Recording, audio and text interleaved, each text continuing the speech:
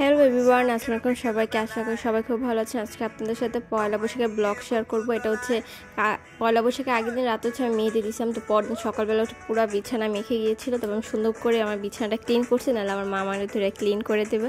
তারপর হচ্ছে আমার অনেক সুন্দর করে পয়লা বৈশাখ খাবারের আয়োজন করেছে, পান্তা ভাত, ইলিশ মাছ আর সাথে 2 রকমের ভর্তা ছিল। এরপর হুট করে আমরা প্ল্যান করে হচ্ছে টি সিটে চলে গিয়েছি, কারণ ওখানে মেলা বসেছিল। সচরাচর পয়লা বৈশাখে হচ্ছে বাসায় থাকা হয়, কোথাও যাওয়া হয় না, কারণ ওইভাবে কোথাও মেলা বসেও না। যেহেতু এবার টিএসসিতে মেলা বসেছে, এই জন্য আমরা সুন্দর করে টিএসসিতে গিয়ে ঘোরাঘুরি করেছি আর হচ্ছে ছবি তুলছি।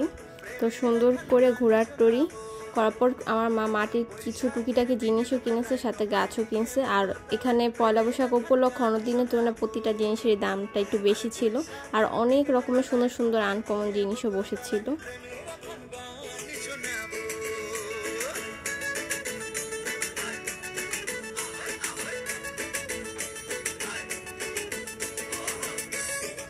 এরপর হচ্ছে পয়লা বৈশাখের বিকালে ঘুরে এসে রাত্রে হচ্ছে আমার হালুয়া বানাতে হয়েছে বুটের। মেনলি আমার মাই বানাইছে, কারণ আমার ভার্সিটির সব ফ্রেন্ডরা খেতে চেয়েছিল।